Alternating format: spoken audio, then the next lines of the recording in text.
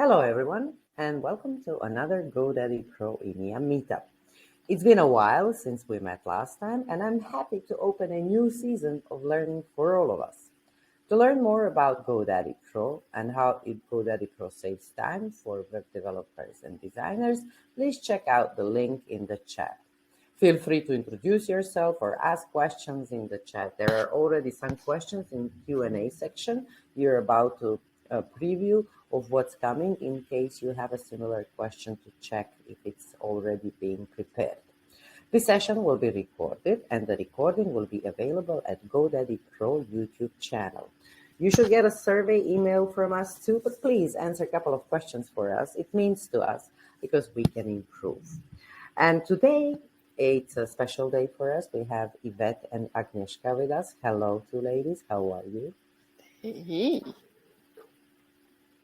Yvette, you're the first time. Are you the first? No, you're the second time actually of our GoDaddy Pro meetup. You've been before. I've been here before, yes. And Agnieszka, this is the first time for you to be at our meetup? Yes. Well, we are looking forward to really make you happy and to learn a lot of things from you. So today what we will be talking about is inclusive language. And before we get to the topic, I'm sure almost everyone in community know Yvette, but I would like Yvette if you can introduce yourself, and after that, Agnieszka, if you can do that. Oh, thank you, Maya. That is so sweet.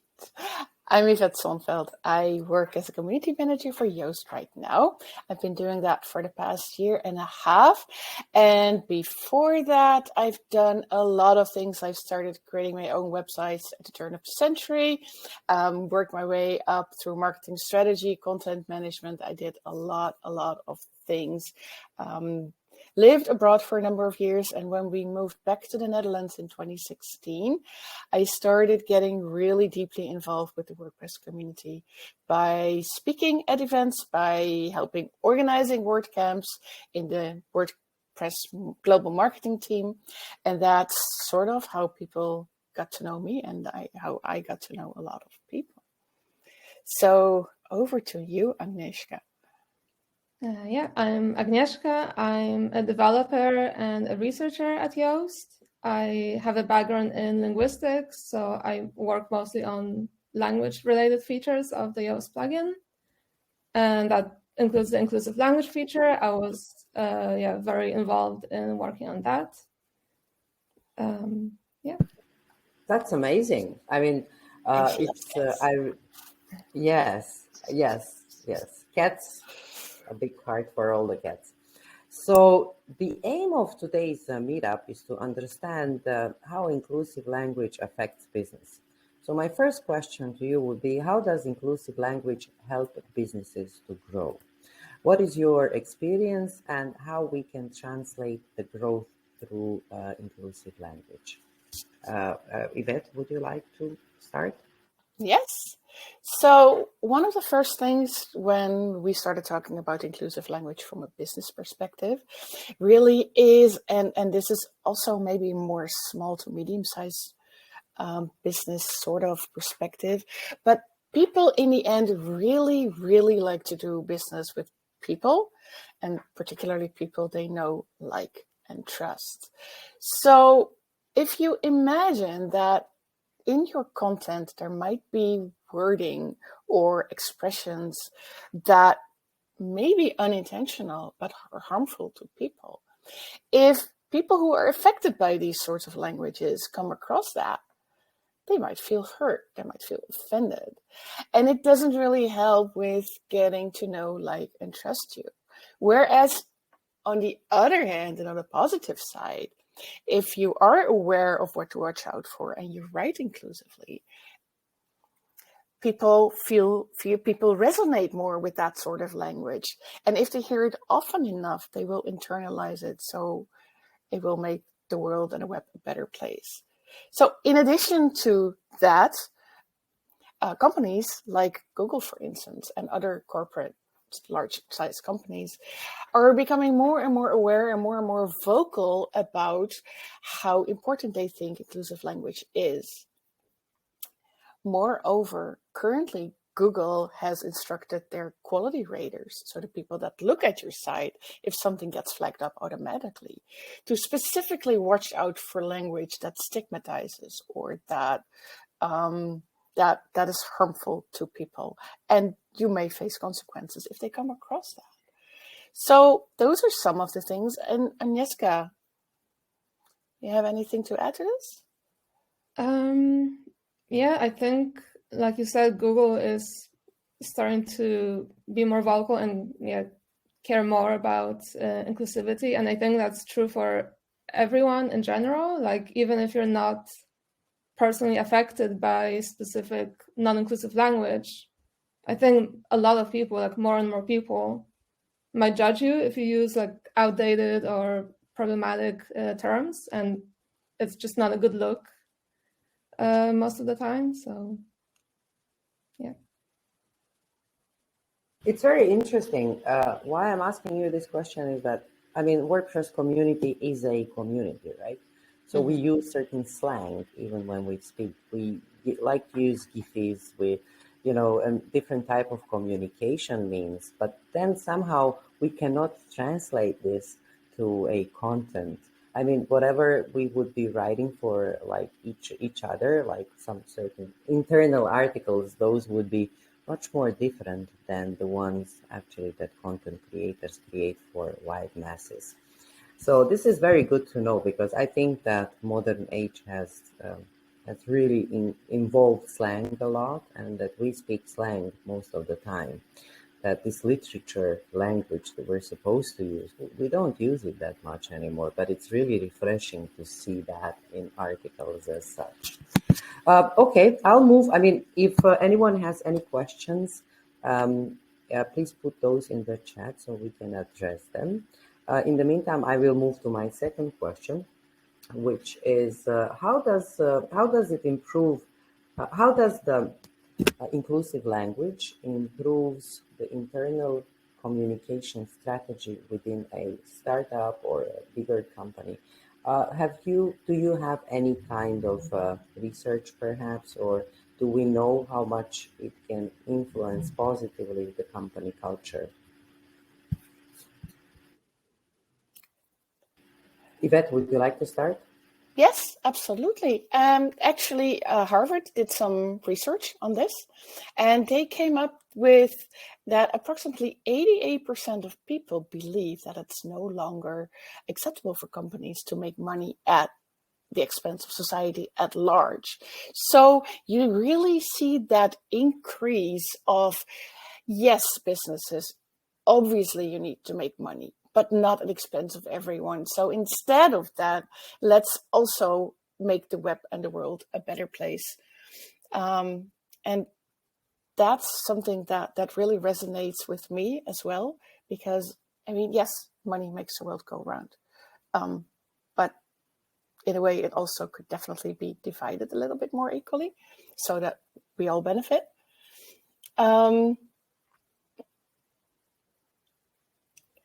Does that answer your question?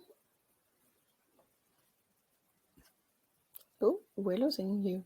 Maya, you're muted. Oh, sorry. The thing what I wanted to say is that I worked for international companies, in different parts of the world where cultures differ, where you have conglomerate of different comprehensive views and understandings and learning.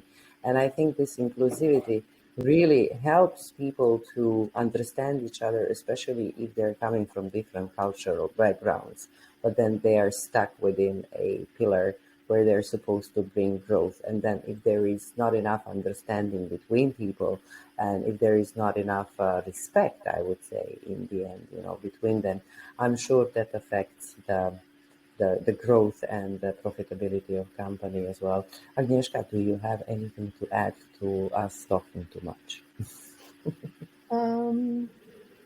Yeah, I think like it's all connected. So if your internal communication uses inclusive language, you will probably attract and create an environment where a diverse group of people can thrive. And then your business will, as a result, it's more likely to produce inclusive content.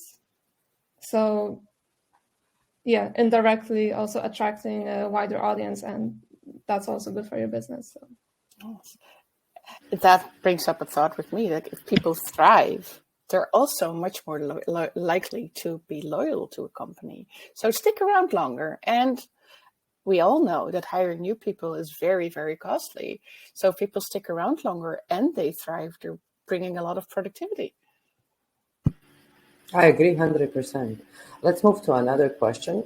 How do non-native English content writers can benefit from the tool? Sometimes I have fear of writing an article, because it's very hard to put my thoughts into paper. So, and even if after I finish writing my article, I'm not sure if that is good enough. So could you tell me, please, how does the tool that we will be talking about tonight actually help me get some peace of mind and understanding whether I'm on the right track? Thank you. You want to start this one off, Agnieszka? Yeah. I think the tool can help non-native speakers even more than native speakers, because to know what inclusive language is, you really need to have this cultural context that if you're a non-native speaker, maybe you don't have as much as a native speaker would, or maybe you do for your own country or for where you're from. But then there are these cross-cultural, cross-linguistic differences in what terms are inclusive and which ones aren't. Like, for example, in Polish, my native language, you would normally refer to a gay person as a gay, like they are a gay. If I said it in English, it sounds a bit, derogatory, I would say. So it can be easy to make mistakes like that. And, people, when you write content, people don't necessarily know that you're not a native speaker. They will not give you this benefit of the doubt that they might give you if you're talking to them in person, because they don't know. They don't hear an accent when they're just reading your content online. So yeah, I think it can really help you a lot to avoid potential mistakes like that. And also because we try to we don't only highlight the non-inclusive terms in your text, we also try to offer you as many alternatives as we could think of or we could find, which I think also, especially for non-native speakers, if you don't have a huge vocabulary in English, this can just make things easier for you, because you can even expand your English vocabulary while also becoming more inclusive. So A very promising tool. Let me tell you, I just might become a content creator after this. Yvette, tell us, what do you think? Yes, I think I totally agree with Agnieszka here. In addition, we pick up a lot of English from what we watch on Netflix or Amazon or Disney. And the longer I'm involved with this tool, the more things I hear, like, well, that's not very inclusive. But if you're learning English, this is what you hear. So that's what you'll probably also use.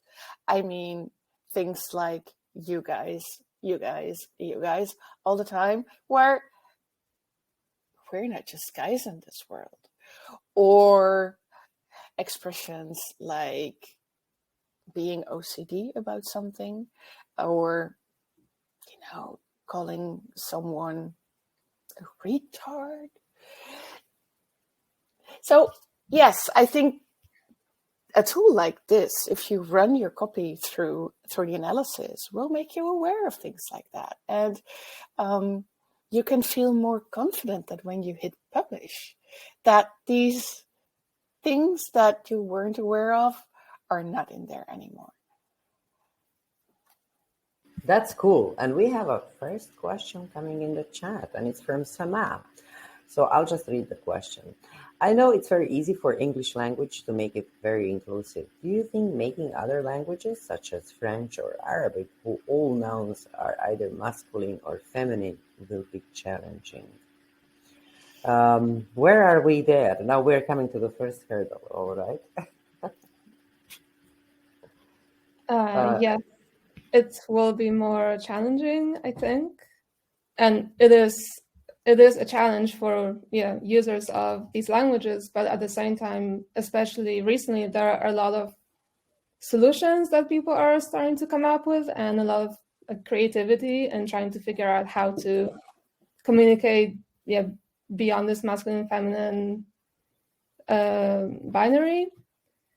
So yeah, it's more complicated than in English in a way, because there isn't like one default commonly understood option. Like, for example, in English we have he, she, and then if we want to be gender neutral, most of the time we use they pronoun, and people understand that, and it's not unusual. And in other languages it's a bit more new and a bit different options. But I think it is challenging, but I'm also optimistic. There are options. People find solutions, and That's very interesting. Yvette, do you have anything to add?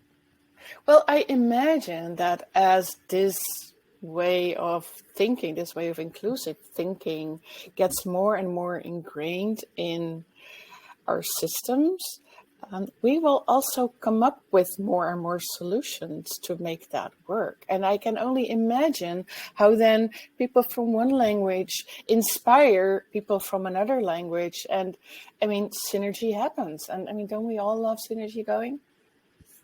Correct. So I'm very hopeful about this. Yes. Correct. I mean, language is evolving. It's a live matter. So I'm sure we will reach to a point where languages would be, at least from the perspective of inclusion, would be compatible, to a point. Before we move to demo, and I don't want to stall this anymore, I'm stealing your time at this hour, but I just have a couple of more questions, and this is a very important question for me. The tool that we will be speaking tonight, is this tool only, can it only be used on WordPress websites? Can you tell us more about the usage? I mean, who are the users of this tool? Thank you. Yvette or Agnieszka, who would like? So we have this, the inclusive language analysis is part of the Yoast SEO for WordPress plugin for WordPress, obviously. But we also have a SEO tool on Shopify. So both these platforms have this built in, or you can install it as a plugin, basically, and use it that way. But while the two of them together have a very interesting market share, not everyone uses WordPress. So if you don't use WordPress and you'd still love to run your text through analysis like that, what I would suggest is to Google for the phrase WordPress sandbox. And instawp.com is an example of that, where you can create an account at no cost and spin up a WordPress install that you can use for a couple of days, and then install the Yoast plugin in there and start playing with this analysis and run your text through that, and that way get that sense of security, that sense of awareness that that you run your copy through another check. Agnieszka, do you have anything to add, or I can move to another question? All right. Do you have to have a built website to use the tool? That's one of the things, like, I believe it's very important to clarify. And Yvette has a very, very interesting answer to this. So I'll just let Yvette to say. Thank you, Yvette. Well, the answer is actually similar. If you don't have your own website and you'd like to run your copy through an analysis like this, spin up a website on a sandbox tool, or another option, if you'd like to use the same tool set for a longer period of time, there are also ways to install WordPress install locally on your computer, and you don't need to create a new website every 48 or every 36 hours. So local by Flywheel, I think, is an example of that, but there are different ones. So in that case, I'd say Google for local WordPress install, and you'll find a number of ways how to make that happen. Well, to cut the long story short, and I think we've spoken a lot, and I've asked too many questions as always, just to prepare the audience for what's coming. I think it's the right time to actually show us the inclusive language tool and show us how it works and make everyone happy when they understand how much it helps. Well, Agnieszka and Yvette, the floor is yours, and I'm waiting for this amazing demo. Thank you. Now, before we do the live demo, we first will be teaching you some of the concepts and some of the things to watch out for. So let's get started with that. And that means that I will be sharing my screen, which is always a little bit of a challenge to make sure that everything goes the way that we want it to. And this way, let me see. Yes, there we are. So let's talk about how to uncover the power of inclusive language. And I am going through that first slide. Let me see if you already introduced yourself.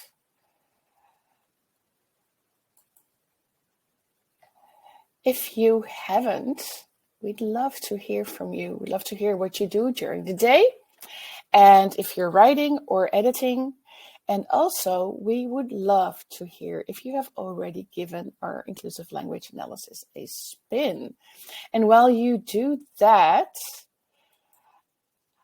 let me introduce ourselves in the sense that we already did that. So, and oopsie doopsie, my slide is not entirely correct because I now work as a community manager, no longer as team lead community.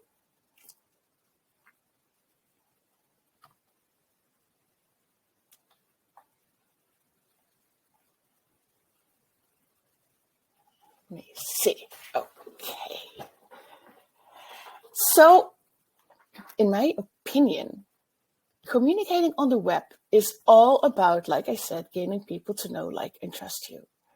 And did you know that someone's first visit to a website is oftentimes compared to a first date? That actually is for a reason. Because as like during a first date, there are a lot of things that can go wrong. And things that could prove that your date may not be as likable or as trustworthy as you hoped for. That person might be rude to a waiter, for instance, or they may be making a derogatory comment about someone in a restaurant or during a story they're sharing. And similar things go for your website. Some ways of expressing yourself can be a turnoff to people of marginalized groups or to people who are close to those people. And if that happens, they might leave your site to never come back. And, or even worse, they share that experience with their peers. And it doesn't matter if you're selling physical items in a web shop, or if you're trying to get leads of your website for the services you sell, or whether you're selling your point of view on your blog, for instance.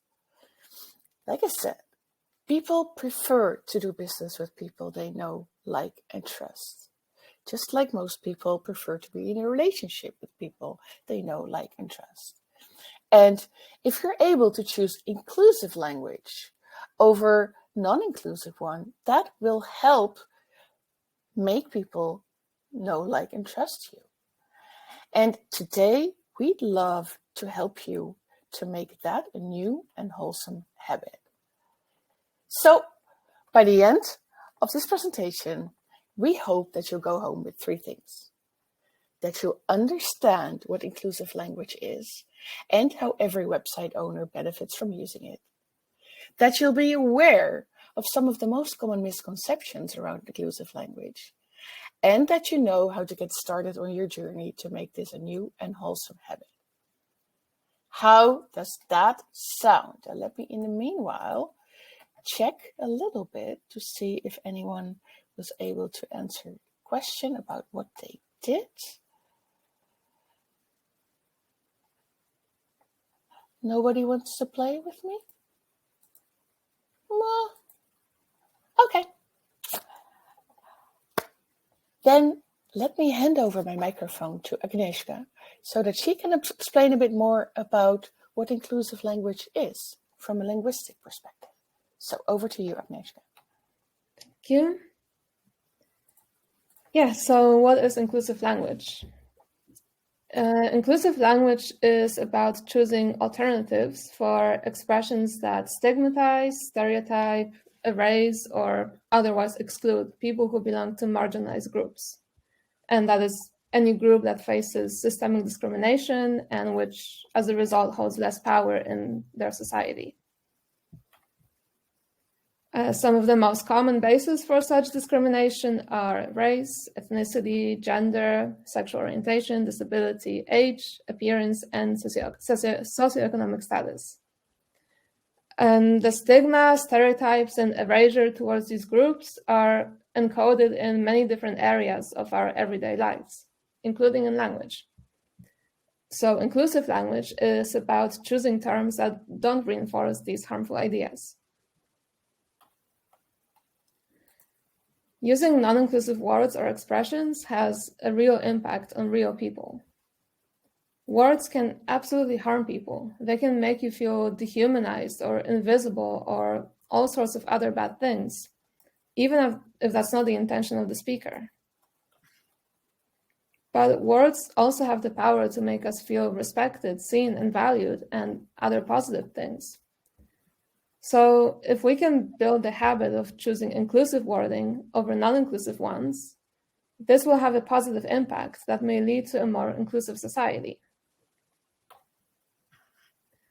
In addition, language has the power to shape our worldview. If you hear something often enough, you're much more likely to internalize it. Let's take a look at an example. So consider these 2 ways of describing someone who is in a wheelchair. You could say that they are confined to a wheelchair or that they are using a wheelchair. What would you say are the connotations that each of these phrases carry? Like, what images of wheelchairs and of disability do they evoke to you when you look at these 2 phrases? Well, for me personally, the phrase confined to a wheelchair carries these negative associations of being trapped in a bad situation. It makes it sound like being in a wheelchair is some kind of a tragedy. And it also makes it sound like a person is permanently attached to the wheelchair, which is most likely not the case. Most wheelchair users don't need their wheelchair at all times.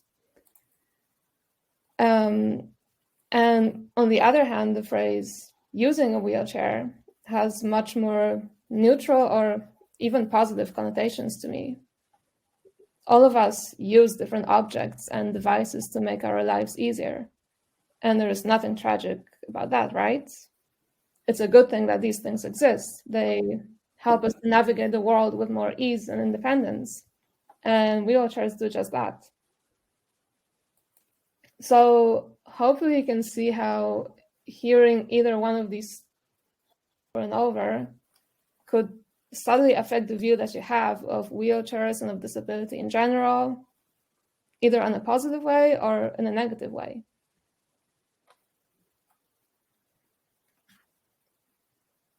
Okay, so let's take a look at some more examples of non-inclusive language and some alternatives, just to make things a bit more concrete.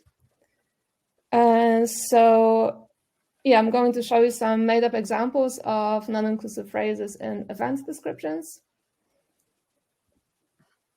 Let's start with this one. So it says, sign up for this music event featuring local gypsy artists.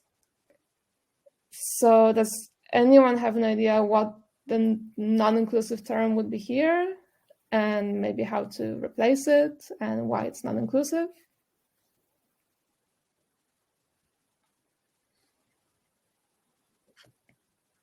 Let's give our participants a few moments. Estella says gypsy. And Sama. And that's very interesting as well, because we also have a huge population of Roma in Serbia. But then again, some of them don't like to be called Roma because of their old heritage. But then some of them like to be called Roma. So it's a very tricky, place, right? Yes, exactly. Yeah. So that's exactly why the feedback that we give says that it's potentially harmful, because this word is considered a racial slur by many Romani people. But then, of course, there are individual differences, and in the end, you should respect how each person wants to be called. If someone wants to be called a gypsy, then it's okay for you to use this word to refer to them.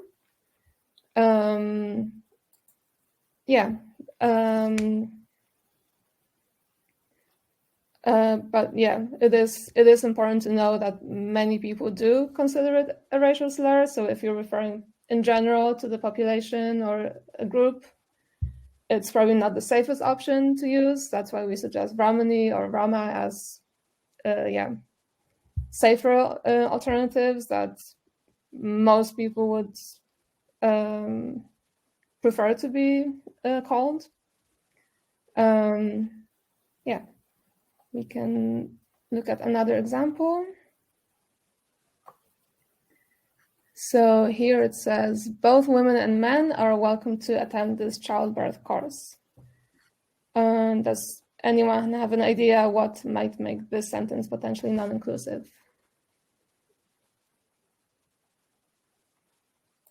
And how you could reword it?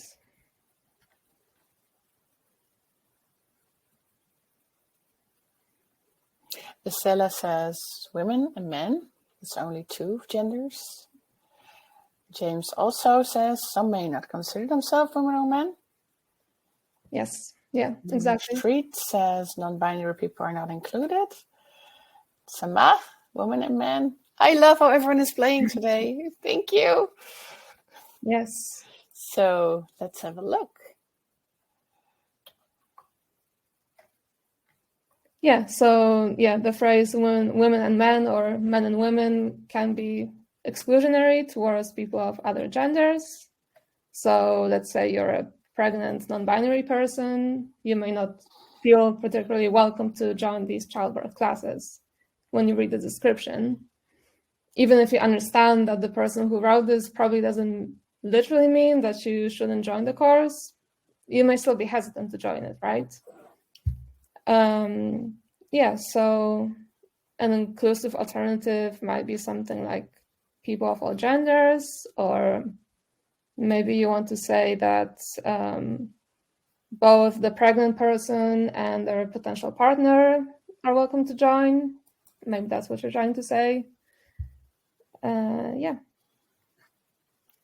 We have a question in the chat, and it's from James. It says, could you mention woman, men, and all between, or would that be considered non-inclusive or possibly offense to non-binary?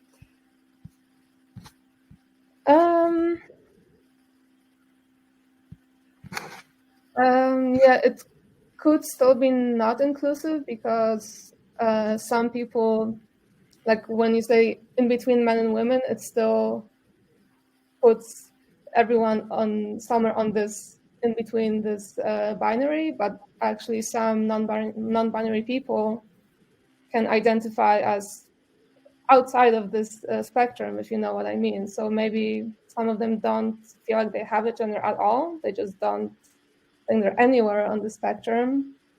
And there's a lot of different ways that people can identify. So yeah, it's not necessarily only between women and men.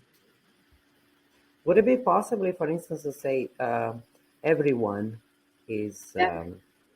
I mean, what I'm trying to understand, what would be the best answer to this? Yeah, I think it depends what the person is trying to say. Like, yeah, maybe everyone is just enough. Everyone is welcome. That's But perfectly. then again, I believe we would need to say that further relatives or not so close relatives are not invited to this event, Yeah, right? exactly. So maybe that's a bit too vague if you say everyone. It's, Yeah. isn't it? I mean, the content creation is becoming very hard. I mean, you really have to be a linguist nowadays to be able to sort out these type of issues, right? Well, I think if you approach it from the heart, like really, who are the people that you want to reach with this message? It, I think that you will go a long way. And then, I mean, run it through this analysis, and you might come across a few new things. I love here it says the tool is suggesting people of all genders, Yes. individuals, which I really like. And what I really appreciate about this tool is that it's not only indicating the issues, but it's also trying to give you an examples of how you can resolve it that best suits your intention. So James, you and I think we're still in the game to do the content. We're still not out. We will be okay with Yoast tool to do that. And don't forget that content people and linguists alike learn new things every day too. So, hey, let's all keep growing. I have a new one for you. Yep. One more example. So here it says, if you're a bit OCD about keeping things organized, you might enjoy a career as a professional organizer. So which words would you replace to make the sentence more inclusive?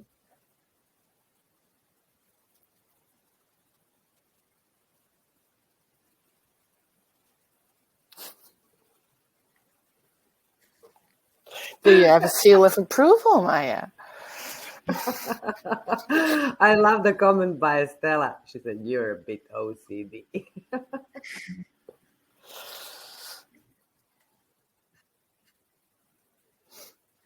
Yes, you got it right again.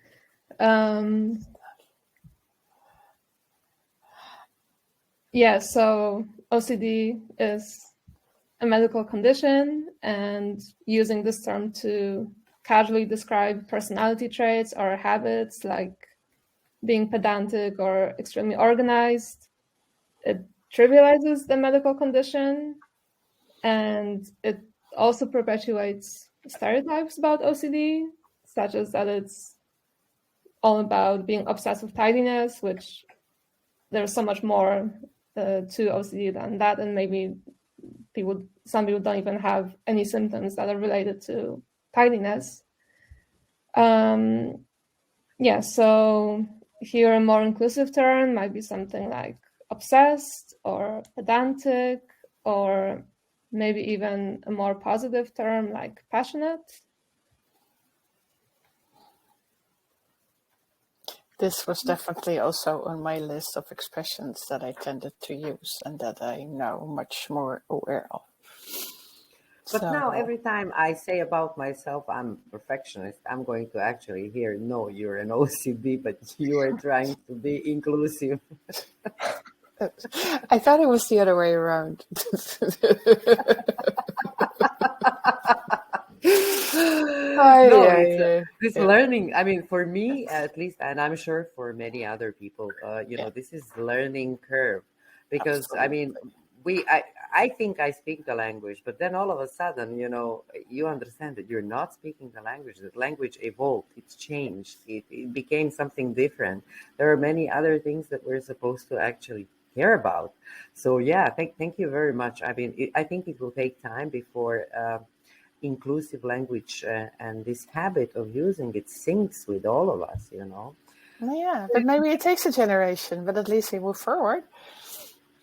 And That's also, I have the perfect expression for you and me and for all of us, and it's called perfectly imperfect. That's it.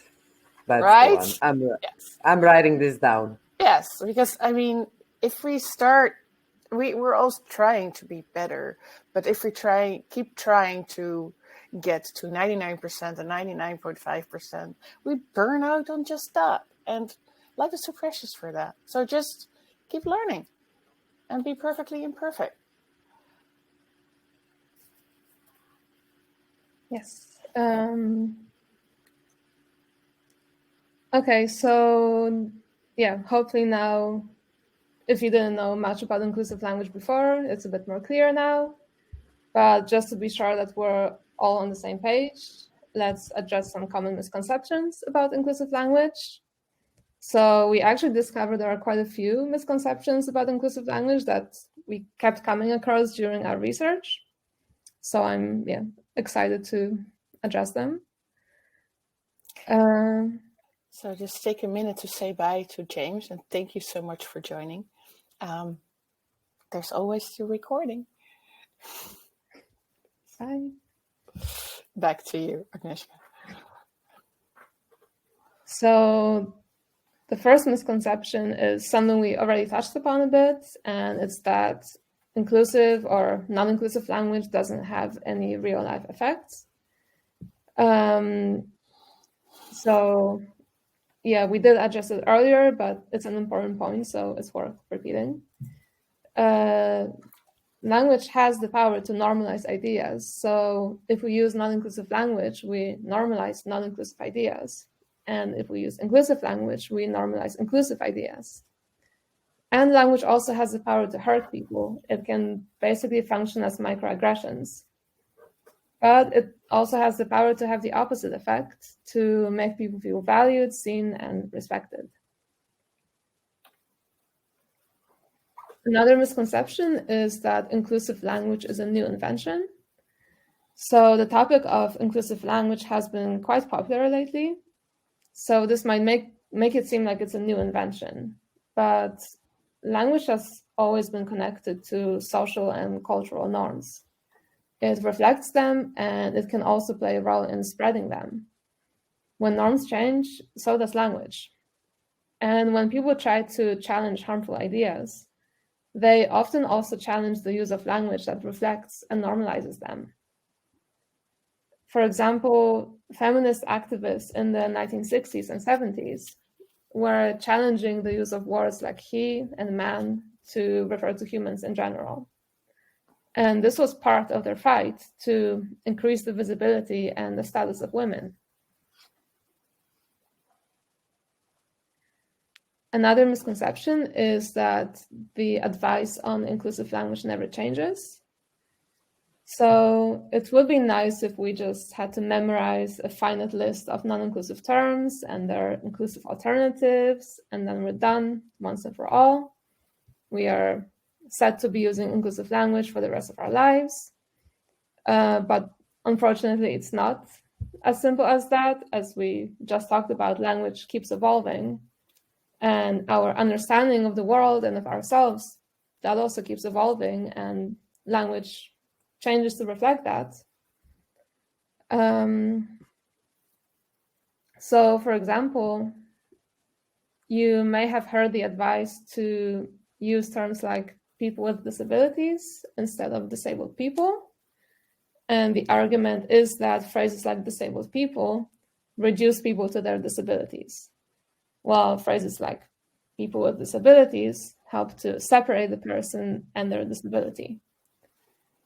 So this advice gets some things right, such as advising to use the word disability over words like handicap or special needs, but it doesn't get everything right. It actually reflects non-disabled people not fully understanding the experiences and the desires of disabled people, because many disabled people have objected to this advice, saying that they actually like to be called disabled, because being disabled is a part of who they are.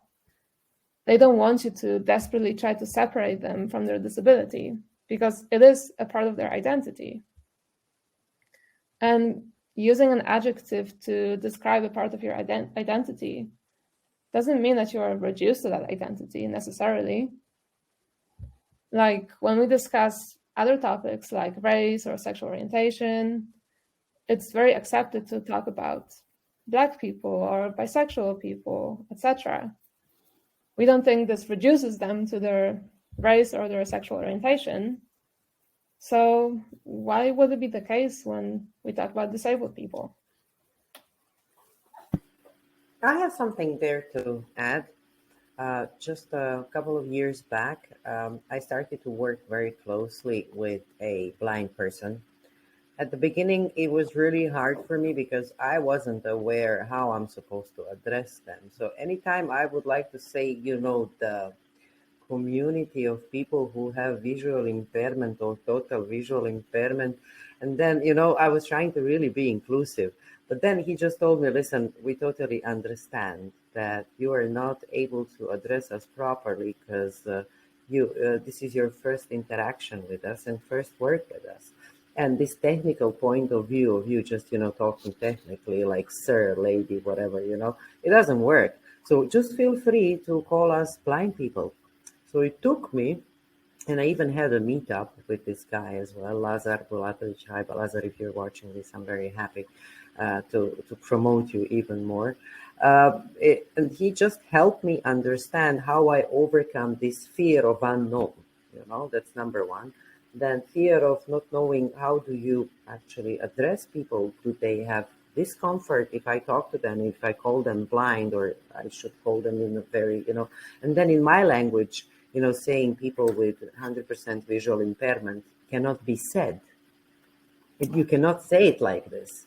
We don't even have a phrase. We only have a blind person, So it was easy if we speak in my language, but then if I'm supposed to speak in English, that would sound as if I'm addressing totally different crowd, So it's this fear of unknown. If anyone's a content creator, and if you're writing about people with disabilities or any type of disabilities they might have, just, try to contact them. I'm sure they would be more than happy to help you out and, debug this, the bug that you have when addressing them or writing anything that is relevant to them.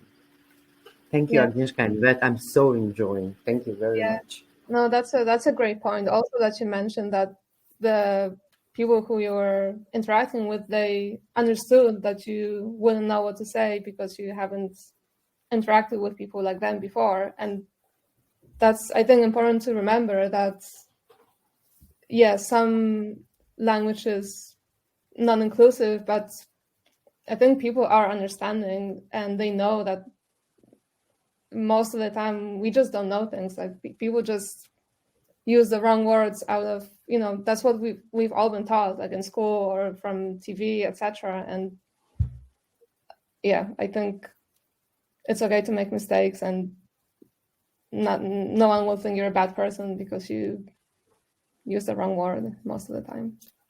Also, a great example from this person of being very inclusive, because he noticed that there was a pink elephant in the room and he didn't want that pink elephant to feel excluded. So he said hi and he addressed the issue.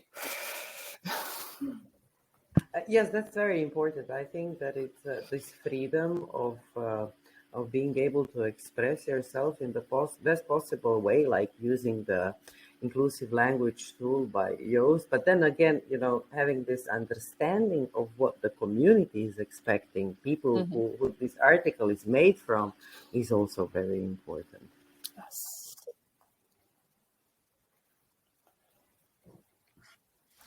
Yes. Okay. I will skip this and move on to the next misconception because we still have two more. So another misconception is that inclusive language doesn't offend anyone and it makes everyone happy. So making everyone happy is impossible. And inclusive language is about mainly avoiding language that harms certain groups of people, through stereotyping or erasing them and so on. But the thing is that some people might be unhappy when they see examples of inclusive language. So, for example, if someone believes that only men can be good firefighters, they may be unhappy to see people say firefighters instead of firemen to refer to the profession, because maybe it makes them afraid that this wording will encourage more people of other genders to become firefighters. Or maybe someone strongly believes in equality, but they just don't understand the point of inclusive language. They think it's unnecessary, and so they might feel annoyed when they see it becoming more popular. It might make them feel pressure to use it, even if they personally believe it's a waste of time and effort. So these people are not happy, but they're not really harmed by the use of inclusive language. And so that's what inclusive language is about. It's about avoiding potentially harmful language rather than making everyone happy. And the last misconception, something we just touched upon, is that you should feel bad for using non-inclusive language. It's not a nice feeling to realize that the language that you've used might be harmful to other people, but really we have all done it. Even the most dedicated people still make mistakes and are learning. And also, like we mentioned, our understanding of what is and isn't inclusive keeps evolving. So naturally, we will make mistakes along the way. It's part of the learning experience. And it does not make you a bad person if you unintentionally used language that's not inclusive.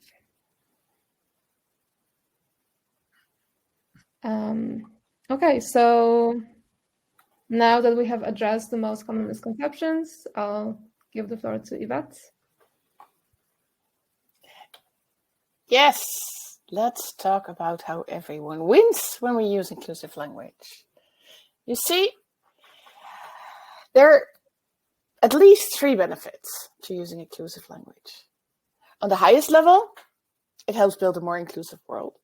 Then related to your website, it helps improve your user experience. And then when customers, their behavior on your site show that more people, what I tend to call click around and stick around, that might very well lead to higher rankings in the search engines. Moreover, it might help curb a drop of rankings. But more about that later. Let's elaborate a little bit on the first one first. You see, as we already explained, people are likely to internalize whatever they hear, whether that's something that improves or breaks down the image they have of the world or of themselves. In other words, the words you use have the power to either make life for the people around you easier and more fun, or harder and more frustrating. And the interesting thing is that if you're intentional about using the first one, the smiles and the increased confidence around you will likely reflect your light back onto you. Have you ever noticed what happens when you try to give someone a compliment? Watch them light up. Take in their smiles. A little friendliness, whether that's in spoken word or in the written word, and yes, you can see that. But try it with spoken word, because the written word will do just the same. A little friendliness goes a very, very long way. And like I said, spoken or written, the same goes for your website. Now, of course, the content on your site should cater to the needs of your target audience. So while it should have a friendly vibe for everyone, you should never try to help everyone accomplish all of their goals, because that wouldn't be a smart business decision, right? Clear, friendly, and inclusive messaging is more likely to appeal to everyone within your target audience. And that way, again, they're more likely to stick around and click around, and hopefully they will then take that desired action on your site, like signing up for your newsletter, or making a first purchase, or writing a review, referring someone else to you. All that yummy stuff. And like we also discussed a little before, search engines like Google track how people behave when they click on the link in the search results that leads to your website. So if many people return to the search results in a matter of seconds, search engines see that as a sign that your website doesn't help them accomplish their goals. Feeling turned off by the use of marginalizing or stigmatizing language, for instance, could be a reason for them to leave your site right away.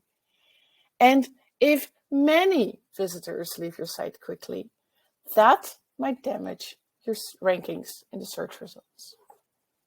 Moreover, as we also touched upon it before, Google has become more and more vocal about how they care about diversity and inclusion.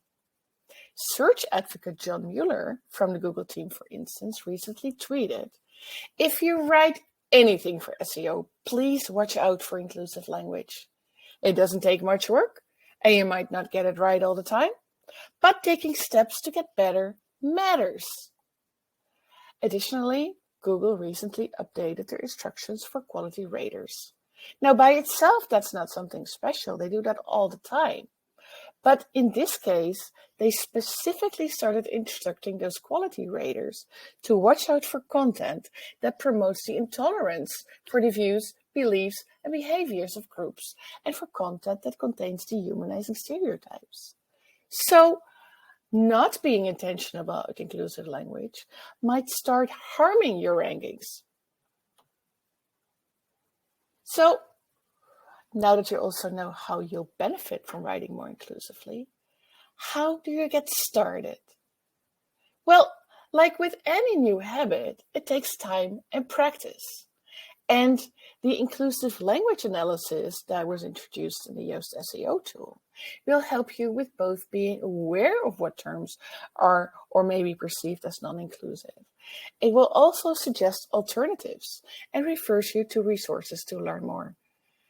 And we are so proud and so happy that while at first it was only available in the premium version of the tools, it's now also available in the free ones. So how about we take the tool for a spin, and then after that, Agnieszka will share a few more general tips. That means that I'm going to stop sharing this screen for a second and we'll log into another screen. So bear with me for a second.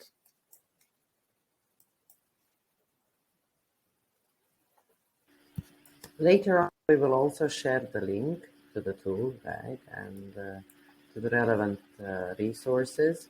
And I will also include it in the body of the YouTube channel, in addition to the email that I will send to everyone who RSVP'd with this event with the link to this video, because I see it's getting a lot of traction and people are very interested. So we will spread it as soon as possible so people can get more ratings on Google. Awesome. That is so wonderful. Thank you for that, Maya. So in order to do this demo, we created a very basic demo site and we used instawp.com for this one. So first of all, it's important to know that the inclusive language analysis is not activated by default. So if you have installed Yoast SEO, go to the settings, and that's exactly where we are right now. And then drop down, and as you see, the inclusive language analysis is turned off and is grayed out. So use the toggle right here to enable the feature. And then don't forget to save changes. That's something that I forget all the time, and it doesn't really help if you want to analyze your text. So once you've done that, let's have a look at a draft page.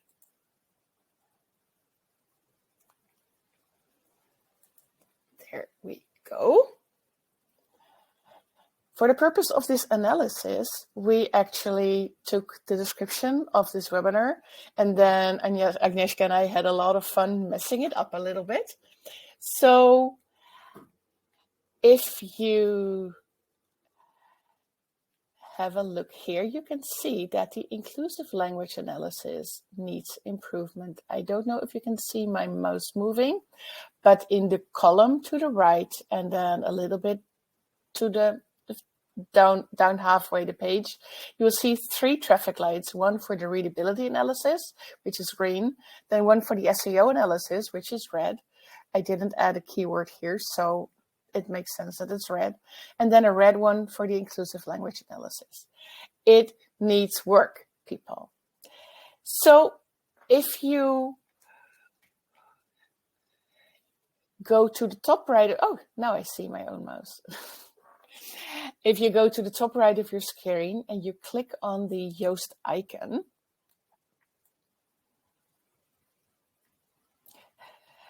sometimes you may not see this right column right away. So if that happens, that's when you click on this one. And then you scroll down to the inclusive language analysis and you open that up. And as you start seeing here, you will see both orange and red traffic lights. The red ones indicate terms that are non-inclusive under all circumstances, and the orange ones indicate terms that are potentially non-inclusive. Now, if you're a little bit like me, you might be scrolling up and down without finding that one term that you're trying to improve. And if that sounds like you, we also find a very nice tool for that. Look here, you see the eye. If you click on that, the first term that needs improvement is highlighted. That makes stuff so much easier. And as you will also see right under the traffic light, our tool will always give a brief explanation on how something is or can be non-inclusive, and will give you suggestions of how to make it more inclusive instead. Further down, you also see a Learn More link, and that will bring you to some more information. That will typically happen on our help pages, but from there you will also find links to other resources so that you can do your own research and form your own opinion. So how about we go through some of these improvements quickly and make some improvements. The first one that's highlighted is crazy. And the explanation says, avoid using crazy as it's potentially harmful. Consider using an alternative such as wild or baffling. So how about we turn this into wild? And then we see how it automatically disappears, and even the improvement is there, people. We now only have an orange instead of a red traffic light. So if we look up the next one that needs improvement, it says, be careful when using he or she, as this is potentially exclusionary. Consider using an alternative such as they. So let's see what happens if we say they. There we go. Another one. Bit the dust. Then OCD. We already discussed this. It's unless you're referencing the medical condition, consider using an alternative. So they say maybe pedantic, which probably should not be. No, haha. Pedantic. There we go. Then we have another one. You might even become their spirit animal, which is potentially harmful. It's an orange traffic light. And instead, they suggest hero or icon or idol or inspiration. Personally, I like inspiration best. That's another one. And then we have one more left. Tribe. Where is the word tribe? See how I can't find it? It's further up. Not the best way to get into your tribe. Instead, the tool suggests league or group or team. Let's go for team in this case. And would you look at that? The inclusive language analysis turned green. We made it through, people. So that shows you a little bit how you can use the tool and how it helps you to go through your copy and make changes and make it more inclusive. Before I hand over back to Agnieszka, I will go back to the other presentation. So again, bear with me. I'll be right back. In the meantime, maybe I can bring some good news. The chat is exploding and it seems that the tool is awesome. So all the gratitude and thanks to the team who developed this, Agnieszka. It's seriously something that will change our lives. Thank you so much. So over to you, Agnieszka. Take it away. Yes, so I'm just going to share a few more tips, general tips that you can use in addition to using the feature to become more inclusive in your writing. So the first tip, something we already mentioned a bit, is to ask and listen. Listen to the people who are directly affected by specific language because they're the real experts. And respect their advice and wishes, even if it doesn't immediately make sense to you. And also remember that social groups are not monoliths. So when talking about individuals, always respect how they specifically want to be called. Another advice is to try to understand why certain language is non-inclusive and why the alternative is better. So every non-inclusive term is non-inclusive for a reason. And I think if you understand the reasons behind it, it can make it easier to make a permanent change.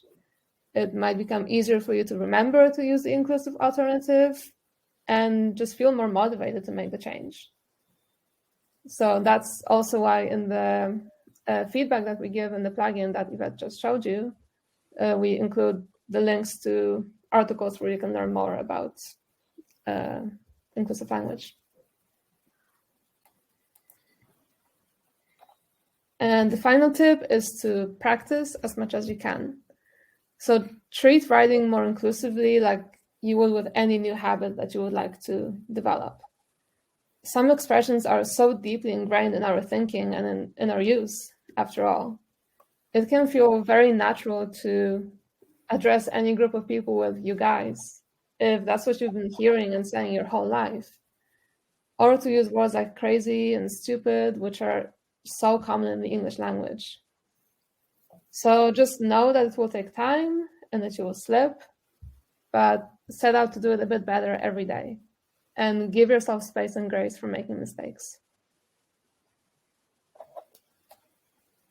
This is amazing. Seriously, congratulations, first of all, on the given presentation and the amount of joy that we have brought to our viewers tonight, actually, because we're in Europe, right? And to all those who will be watching the reply online. So what about where we can find more information on that? Yes. So we understand that all the information tonight was a lot and that you might want to have a look at other and more resources later on. And you will find several articles in our blog and in our help center. And the best way to go there is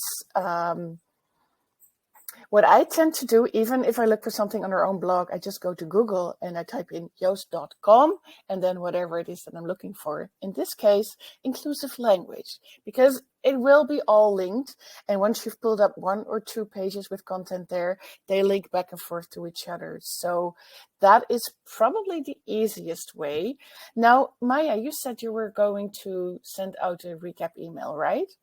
Yes, correct. I will with the recording, but it's going to be like mid this week, something like that. Okay, so we can also link, send some links to the most important articles and help pages that you can then refer to directly from the email, and you can find them later. Just find them in your inbox and search for Maya. Also, what we tend to do in the articles is link to external resources. Because at Yoast, we really, really believe that people should form their own opinions. And while we are one and hopefully strong and trusted voice in there, you should also consult other voices to just form your own opinion and see what your vision is on all of this. In addition to that, we also have included new lessons in our new all-around SEO course and in the SEO copywriting course in the Yoast SEO Academy. Now, these two are included. You only get access to these two when you have access to Yoast Premium. So that would be another step. What I tend to say when it comes to Yoast is if you're using the free plugin, use it well. Take the free courses that come with the free version of Yoast Academy, practice, create 10, 15 pieces of content, see how it helps you, makes your life easier. And then if you think you're at a point where you want to save more time, then upgrade to Yoast Premium. And either way, whether you're using the free version or the premium version, most of all, Agnieszka and I hope that we inspired you to give this new version a try, to play, to learn, and to continue to write more inclusively. So also this tool is still in beta. So while you're playing with it, if you have any feedback, any thoughts, please feel free to send out a message to support@yoast.com. And that brings us to the end of the presentation and to a moment to ask any more questions that you might have. Oh, I'm so looking forward. We're getting lots of good comments in the chat. And this presentation inspired me. Now, since I consider myself as OCD, now I'm going to try to write. Okay. But I consider myself, right? So I'm going to write more accurately, because what I understood is that inclusive language tool actually gives me ability to write more accurately and express myself more distinctively, right? So seriously, I'm giving it a try. Let me tell you that. Let's see how the content creator of mine can improve. This was really wonderful. I don't see any questions in the chat, and I think we're at the top of the hour was 20 minutes ago. Good. But I'm sure we had lots of fun. Estella is saying, I have to say that the Yoast plugin has taught me to write better. I use both the free and the paid versions with clients, and I love them. Thank you, Estella. Seriously, I'm sure the Yoast team is now growing out of happiness, because, kind words are always good to hear, right? And especially how much energy the whole team puts in, and innovations you're bringing in, and the stability that you keep as a company, and with the product and clients. It was really a pleasure. Well, since we have no more questions, I will say goodbye to everyone tonight. I think it was a really pleasure to have you. And this is not the last time, okay? Because I'm already having something in mind, what we can do together, also at EMEA Meetup. Also related to language too. So thank you for your time, and I hope to see you next time, already in March, at the next session of GoDaddy Pro EMEA Meetup. Thanks everyone, and good night. Thank you for having us. Yeah, thank you. It was a pleasure. Bye-bye. Bye. Bye.